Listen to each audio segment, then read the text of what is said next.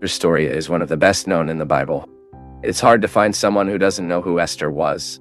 After all, the story of a young orphaned Jewish who lived exiled in Persia and, surprisingly, became a woman of the world's most powerful emperor at the time, in fact, holds the attention of many people. And not just that. Esther was a fundamental piece within the plan of Livramento that God granted to his people.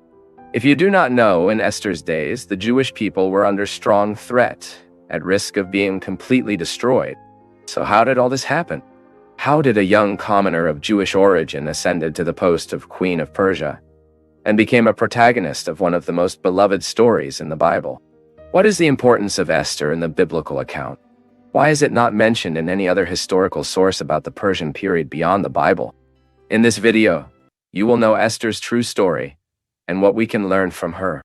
To understand Esther's story, first we need to understand the historical context in which it occurred. When Jerusalem was conquered by King Nebuchadnezzar II, many citizens of the Kingdom of Judah were exiled to other parts of the Neo-Babylonic Empire. Among these was an Esther's ancestor who had been taken as a prisoner to Babylon with Joachim, the time king of Judah. But sometime later, Babylon also fell before the offensive fear that established the vast Achaemenid Empire. The Persians had emblematic leaders such as Cyril the Great, his grandson Darius I, and his great-grandson Xerxes I. King Ahasuerus ruled the Persians between 486 and 465 BC, and it was during this time that the young Esther would have lived. Ahasuerus is described by historians as a powerful and relentless king. At that time, Persian dominion extended from India to Ethiopia, and according to the biblical record, had about 127 provinces. Some scholars estimate that in those days, the empire had approximately 100 million inhabitants, and at least 3 million would be Jews. Esther's story took place in Susan, one of the three capitals of the Persian Empire, which served as an administrative and residential center. This city also served as the royal winter residence, where Ahasuerus had a luxurious palace. History begins by telling that King Ahasuerus brought together all his nobles, officers, military leaders, and princes of the provinces of Persia. And for 180 days, he showed the enormous richness of his kingdom and the splendor of the glory of his majesty. Then he promoted a large 7-day banquet for all Susan inhabitants. These banquets were an expression of power and wealth, projecting the greatness of the empire. Many scholars suggest that this event had to do with the meeting convened by Ahasuerus in its 3rd year of reign to discuss its military campaigns in Greece. In any case, the Bible reports that while the king Ahasuerus offered a banquet to his princes and officers, his wife, Queen Vashti, offered a banquet to women in the royal house. At one point, King Ahasuerus ordered Vashti, ordering her to enter her presence using the royal crown so that everyone could admire her beauty. The queen, however, refused to fulfill such order, because most likely this order implied in some dishonorable situation to her. With the refusal of Queen Vashti, she kicked her out of her post later, when the outrage of Ahasuerus had already passed, and perhaps he missed her. His counselors suggested that he summons the virgin. Good-looking girls in his kingdom, in his kingdom, in his kingdom. Choose from them your new queen. One of these young virgins was a Jewish orphan girl named Hadassah, a name of Hebrew origin meaning myrta, a type of shrub. Hadassah was Abiel's daughter and was raised by his cousin Mardochai, a man from the tribe of Benjamin, son of Jair, grandson of Simei and great-grandson of Kiz. Hadassah was also known as Esther, probably her Persian name. We can say that she lived between two very distinct worlds: her Jewish creation and the pagan society of Susan, in which she had to live. It is possible that the name Esther is derived from the word Persian to star, but some scholars suggest that perhaps this name is linked to the name of the goddess Star, an ancient Babylonian deity. In the biblical text, Esther is described as a very beautiful and attractive woman, to the point of being told among the most beautiful young people in the whole kingdom, and chosen to present herself as one of the candidates before the king. Esther underwent a type of beauty treatment for 12 months. After this period, Esther was led by one of the eunuchs to the presence of Ahasuerus. The young women were taken to the king and then no longer returned to him, except if the king liked any of them and called her by name. This is what happened to Esther. The Bible says that the king loved Esther more than all women, and she reached him in favor and benevolence more than all the virgins. The fact that Esther reached favor before the king meant that she had gotten the necessary liking to survive at court. Obviously, this was the result of divine providence. Thus, Esther was crowned queen instead of Vashti, and the Ashur king gave a great feast to all his nobles and officers. Vashti's deposition occurred in the 3rd year of the reign of the assembly king. Esther, on the other hand, was taken to the king Ashur in the 7th year of his reign. This suggests that approximately 4 years have passed between Vashti's deposition and Esther's choice as queen. During this time, divine providence was certainly in action to prepare Esther for its crucial role in the history of the Jewish people. Already next to Ahasuero, Esther helped dismantle a conspiracy discovered by her cousin Mardochai. She wanted for an end to the life of the king of Persia. However, unexpectedly, the biblical text changes the focus of history to promote a man named Aman, Agagita, who was an important minister of the Achaemenid Empire. Aman's description as the biblical writer records that a man was promoted by King Ahasuerus to a position of great power and authority of all the other princes of Persia. Then all the servants of the kingdom, gate of the palace, were ordered to bow and reverence Aman. And this included Queen Esther's cousin. However, Mardochai refused to bow or pay tribute to Aman. This refusal was perceived as a great disrespect and deeply injured Aman's pride. However, Aman's wrath against Mardochai has become not only personal, but ethnic hatred. He decided that it would not be enough to punish just Mardochai. Instead, he planned to destroy all Jews of the Persian Empire. Aman persuaded King Ahasuerus to issue a decree to destroy, kill, and annihilate all Jews, young and old, women and children, in a single day, offering a great sum of money for the royal treasure as an incentive. The king, trusting in Aman, granted him the royal ring to seal the decree, which was sent to all provinces. Mardochai told Esther the terrible plan of Aman and asked him to intercede before the king. Queen Esther could not enter the presence of the king without being called, as this would mean putting her own life at risk. Then Mardochai pointed out to Esther that God, in his providence, could have orchestrated all the events of his life to put her exactly in the position where she was, so that she could act in favor of the Jews. It is worth mentioning that until then the king did not know that Esther was of Jewish origin, and therefore he was unaware that, persuaded by Aman, he had decreed the extermination of his own people of your queen. Faced with the delicate situation, Queen Esther urged all Jews to fast for 3 days, as she would risk and enter the king's presence. 3 days later, Esther did with her real costumes and entered the inner courtyard of the king's house. The suite, seated on his throne, saw Esther stopped in the courtyard and extended the golden scepter in his hand in favor of Esther, allowing her to approach. The king asked what she wanted and told her that she would give her even half of her kingdom. Esther, acting with a lot of wisdom, just invited Cairo and Aman to a feast she had prepared. Then at the time of the banquet, Esther asked the king permission to prepare a second feast the next day for him and Aman. Aman went to his house to boast about his friends and family for the prestige he had achieved in the empire. However, his hatred against Mardochai and the Jewish people were still stronger than ever, and their families they gave the idea of preparing a great gallows for Mardochai. Just that night, the king could not sleep and asked the kingdom records to be read to him. Reading included the story of how Mardochai had saved the king's life by denouncing the conspiracy that would end his life. It is really remarkable that this happened just when Aman was planning to ask the king permission to hang Queen Esther's cousin. The king asked about Mordecai's reward for that maid, and when he found out that he had not been rewarded, he asked Aman not to mention the name of Mordecai, to honor the man the king wanted to honor. Aman, thinking that the king referred to himself, suggested an elaborate celebration. But for his great humiliation, he was forced to honor Mardochai publicly. After the honor, Aman went home very boring. However, as soon as the Ahasuerus officers were to pick him up for the second banquet promoted by Queen Esther, in the second feast, Esther revealed to the king that she was Jewish and that all her people were sentenced to death because of an Aman's plot. The king was very furious and left the banquet, going to the palace garden. Aman, knowing that the situation had been extremely complicated for him, decided to stay there to plead with his own life, Queen Esther. But when the king returned to the banquet's house, he found a man lying on Esther's couch. That was a violation of irreversible protocol, for the king understood that Aman had tried to rape the queen of Persia. Then the servants of the Alero court understood that this was the end of the line to Aman and covered his face.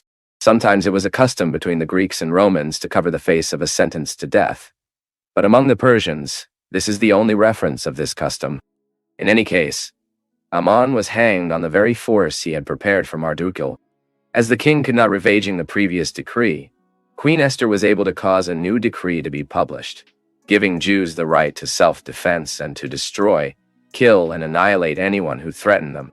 As a result, the Jews killed their enemies and exterminated Aman's house. Even Queen Esther got the authorization from Ahasuero to extend for another day in Susan, perhaps in an indication that there was in that great hatred city against the Jews. In all, more than 75,000 enemies of the Jewish people were killed. Although the second decree allowed the Jews to plunder the goods of their enemies, they did not collect their spoils. Perhaps here this can be seen as a contrast with the episode in which the spoils of Amalekites were taken in Saul's time, a fact that led to the ruin of the first king of Israel. And it was precisely in the context of Esther's story that the Purim feast came to be celebrated among the Jews by the deliverance that experienced. The covenant people had survived an irrevocable decree of death. Over time, it is true that many critics have challenged Queen Esther's historicity, especially for her absence in other historical sources other than the Hebrew Bible. Many theologians even had difficulty accepting the canonicity of the book that records the story of Esther. However, some details about the life of the Persian court in Susan and the offensives of Xerxes against the Greeks seem to harmonize very well with the scenario proposed as the background of Esther's book. Therefore, the most conservative position on this book remains that Esther's story is not a fiction, but a historical record, and that Esther's absence in other sources may be explained, among other things, because that she was not the mother of the heir prince of Xerxes of. This is a slightly more complex theme, with several arguments in favor and against the historicity of Esther. And if you are curious about this, write here in the comments so I can know. But most importantly, to understand that Esther's story certainly leads us to reflect on God's sovereignty, to fulfill his purposes, even when his hand seems invisible to us. No, Esther's book does not mention God directly. No great miracle is quoted in this book. However, divine providence was clearly present and directed every detail of the story, even through events that, in human eyes, seem to be ordinary or random. Sometimes we look at our own life and see nothing special, nothing extraordinary. Sometimes the silence about God's action in our personal history is challenging. But the truth is that God's providence continues to act, despite our distrust or perception capacity.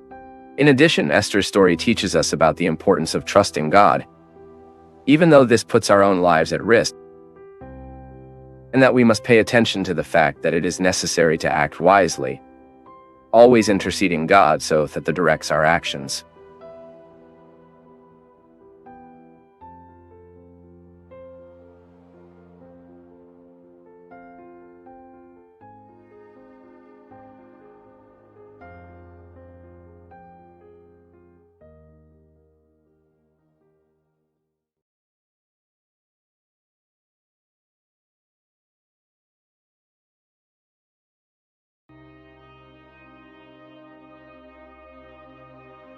Join us on Path of Faith, where we delve deep into the heart of spirituality, offering insights and inspiration to illuminate your path towards a deeper connection with God.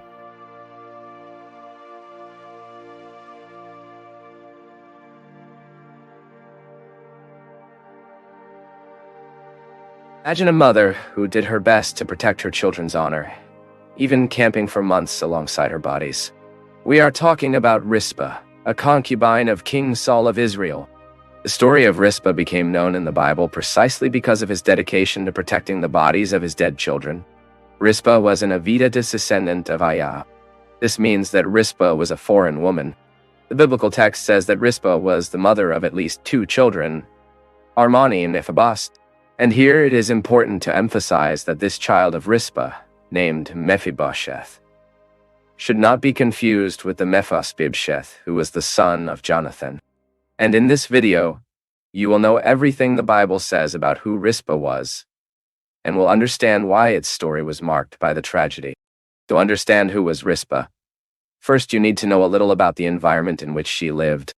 Rizpah was linked to the court of Israel in a context of many intrigues, conspiracies, and power changes. After King Saul's death, his sketch son was declared king of the tribes of Israel, except for the tribe of Judah, who at the time already recognized David's leadership. Therefore, It basically reigned over the northern tribes, and David reigned over the tribe of Judah. At this point, it is again important to pay attention not to confuse sketch with Mephibosheth. Sketching was the legitimate son survivor of Saul, and Mephibosheth, as we said, was the name of one of the sons of Rizpah, the concubine of Saul. Therefore, sketch half. Besides, of course, to be one of the names of the grandchildren of Saul, the son of Jonathan, who was crippled. So that was a period of much instability that involved a long war between the house of Saul and David's house. And in that context, a warrior named Abner, who was the commander of the army of Israel under the leadership of the house of Health, gained much power and prestige in Israel. However, at one point, sketch accused Abner of having related with Rizpah, and that ended up generating fatal discord between them. But what was the problem of Abner and Rizpah to relate? The problem was that Rizpah had been the king's concubine. In concluding that Abner had been involved with Rizpah, he threw up practically accused Abner of betrayal. This did not happen because sketching simply was jealous of Abner and Rizpah's alleged relationship, but it happened because he feared that this relationship was an Abner movement to occupy the throne of Israel. Do you remember that I just said that Abner was very powerful in Israel at that time? So that was the fear of sketching. In ancient times, there are not few cases of ranking commanders who eventually became kings of nations after such conspiracies involving relationships with court women. And this disagreement between Abner and Isboset ended up helping King David. This is because Abner was offended by that situation and began to support David as king. And as a result, without Abner's protection, Isboset quickly fell, and David finally ascended as king of a unified kingdom in Israel. But time has passed, and the kingdom of Israel was punished for a large drought that lasted 3 years. This drought caused a hunger crisis that brought problems to David's reign, as recorded in Samuel's second book, chapter 21. Then the king of Israel consulted the Lord about the reason that the drought was punishing the earth. And the Lord's answer to David was that drought was the result of Saul's betrayal against the Gibeonites. To understand this issue, we need to go back a little in history. When the Israelites were conquering Canaan, still in Joshua's days, a type of protection agreement was made with the Gibeonites. This means that Israel had promised to protect the Gibeonites. But Saul promoted a military offensive. He pursued and killed many Gibeonites. For those who do not know, the Gibeonites were not part of the children of Israel, but were the rest of the Amorites that Israel had sworn to spare. Therefore, David called the Gibeonites and asked them what could be done for that evil to be repaired. The Gibeonians, in turn, assured that they didn't want any gold or silver of Israel, let alone kill any Israelite, but they just wanted Saul's offspring to pay for that crime. Then the Gibeonians asked David to hand over 7 Saul descendants so that they could hang them. And David agreed with the proposal and promised to deliver 7 men from Saul's house to Gibeonites. And it was in the midst of this ethnic conflict that the drama of the history of Rizpah began. This is because among the men who were handed over by David to the Gibeonites were the 2 sons of Rizpah, Armon and Mephibosheth, as well as the 5 sons of Merab, daughter of Saul. As David had promised to protect the descent of Jonathan, his friend, he excluded Mephibosheth, who was the son of Jonathan and grandson of Saul, and handed over the 2 sons of Rizpah, who had been a concubine of Saul, to die along with the other grandchildren of Saul through his daughter Merab. And the biblical text says that the Gibeonites took these men and hanged them on the hill before the Lord. This happened at the principle of barley harvest, that is, in the period of the year equivalent to the month of April. So in this tragic context, the Bible says that when the children of Rizpah were hanged, she took a rude cloth and made a shelter over a rock near where the bodies of those men were exposed. Rizpah settled guard before the bodies of her children and prevented them from being devoured by the birds of prey during the day and the field animals at night. At that time, it was considered a great dishonor when the bodies of the dead were transformed into food for the birds of the sky or the animals of the countryside. This means that exposing a person's dead body, preventing his burial, was a way of disgrace to the person. As we read in Deuteronomy 28:26, then Rizpah protected the bodies of his children by day and night until they could be buried. And that was not something fast.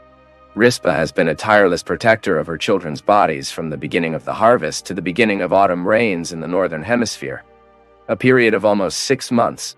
David is likely to have left the bodies exposed throughout this time, hoping some evidence that the crime against the Gibeons had been repaired, and that the Lord's blessing was again over Israel.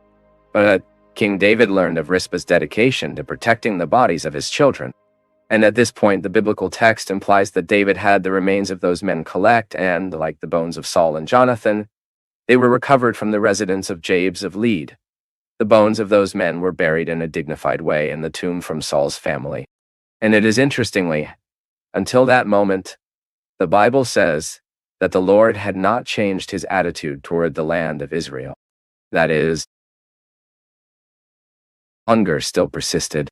But after the bodies are buried, the biblical writer records that God became favorable to the earth. This means that the crisis had come to an end.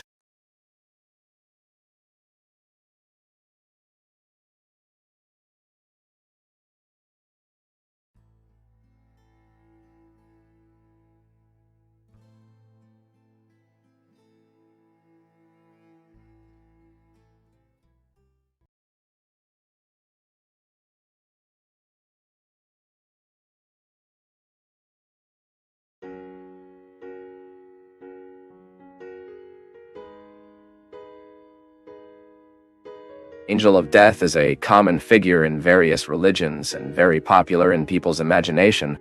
Generally, the concept of the Angel of Death indicates a spiritual being who is responsible for reaping people's lives when his time on earth comes to an end, or at least responsible for watching people at the time of their deaths, accompanying their souls in the transition to the world of the dead. But many people also believe that this kind of death angel concept is based on biblical passages. Even one of the most remembered passages in this regard is the one that records the 10 pests of Egypt, when in the 10th pest, the destroyer went through the Egyptian lands, and all the firstborn of that people were killed. But what does the Bible really say about this subject? Is there really an angel of death according to the biblical text? Well, if you want to understand all this, watch this video until the end. We can start by saying that, in fact, there are some passages biblical who report that angels of the Lord have been involved in the deaths of many people. In King David's time, for example, the Bible says that God sent a plague as judgment about Israel who killed 70,000 men. And in that context, there was a destructive angel from the part of the Lord who was about to lift his hand to bring a great catastrophe over Jerusalem, but which was prevented by the order of the Lord, as we read in the second book of Samuel, chapter 24, verses 15 and 16. Centuries later, in the time of King Ezekiel in Judah, Sennacherib, who was king of Syria, announced that he would destroy Jerusalem and that the God of Israel could do nothing. Then the Bible records that at night the Lord's angel passed through the Assyrian camp and killed nothing less than 185,000 men from the Assyrian army of Sennacherib. This is recorded in the second book of Kings, chapter 19, verse 35, where the biblical text says, "Therefore, that the same night came out the angel of Lord and injured in the Ariel of Assyrians to 185,000 of them. And getting up early in the morning, behold, they were all dead bodies." But long before these events, the Bible also talks about how all the firstborn of Egypt died with God's judgment in the 10th plague. But this biblical passage is much discussed among scholars. Some argue that at that time it was God himself who executed the judgment. This is because the biblical text of Exodus does not clearly say that an angel was responsible for this task. The text says that God would pass to hurt the Egyptians, but would not let the destroyer enter the homes of the Israelites who had in the umbra of their doors the blood of the sacrificed lambs for the first Easter. And those who think so, understand that the expression "the destroyer" in this text can be just a personified way of speaking of God's judgment. Others believe that the destroyer quoted in the text of the book of Exodus makes reference to an angel sent by God to Egypt to execute his judgment. So, in this specific context, and in the New Testament, inciting this event, the writer of Hebrews, in chapter 11 and verse 28 of his epistle, talks about the exterminator of firstborn. And so, many Christians often say that the angel of death passed through Egypt in the 10th plague. But in the light of these biblical passages, it is clear that, although in some texts biblical writers actually attribute to the angels of the Lord the task of bringing death upon the earth by serving as agents of God's judgment, the Bible says that there is an angel of specific death. In other words, there is no biblical basis for identifying a special angel that would supposedly be responsible for reaping people's lives or taking care of the transition from their souls from the present state of life to life in the beyond. However, based on parable of the rich and Lazarus, which many interpreters believe it was Jesus' account of a real story, it is possible to understand that the angels of the Lord assist believers at the time of their deaths, leading them to paradise. But the biblical text does not deepen this question. That is, it provides no further details about this likely function of the Lord's angels at the time of the death of a believer. But here someone may ask, why do many Christians think the angel of death exists? Well, some Christians think so because they wrong interpret the biblical passages that speak of angels of the Lord who brought death to men as God's judgment. Others simply reproduce a type of popular thinking that is strongly influenced by old legends and traditions. In fact, for a long time, people have associated death with some supernatural being. In Greek and Roman mythologies, for example, there was a figure of a deity that was the personification of death and that took people's lives. Even in Jewish and Islamic traditions, there is the figure of an angel of death. However, as much as the existence of an angel of specific death is extremely widespread among people and is present in many religious legends and traditions, it is strange to the biblical truth. The Bible simply presents angels as divine messengers. That is, the angels are agents of God. And when any of these extraordinary angels brings death to, it does not mean that he has authority in himself to do that kind of thing, but that he is simply fulfilling God's will. Only God has the authority to decide on the life and death of someone. Moreover, it is worth remembering that in the Bible, death is God's judgment because of universal sin.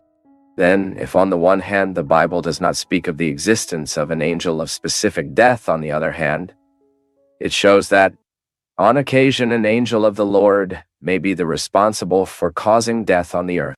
This has happened a few times in biblical times, and according to various biblical passages, will happen intensely again at the end of time. The book of Revelation, for example, reveals in a very clear way the participation of angels in God's judgment in the final moments of world history.